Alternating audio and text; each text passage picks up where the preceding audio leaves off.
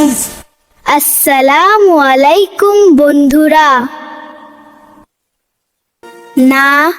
নামাজ পড়ার আগে আমাদের পবিত্র হতে হয়। চলো আজ অজু করার সঠিক নিয়ম শিখি।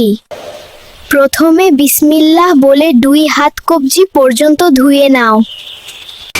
তারপর 3 বার কুলি করো এবং নাকে পানি দিয়ে ভালোভাবে পরিষ্কার করো।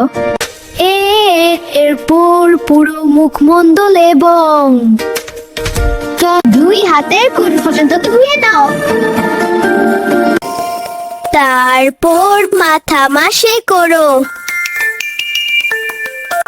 2 পা টাকনুসো ভালোভাবে ধুয়ে নিতে হবে।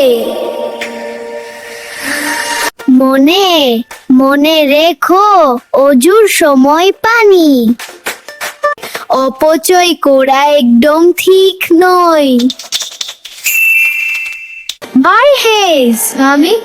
ভিডিওটি ভালো লাগলে শেয়ার করো। আল্লাহ হাফেজ।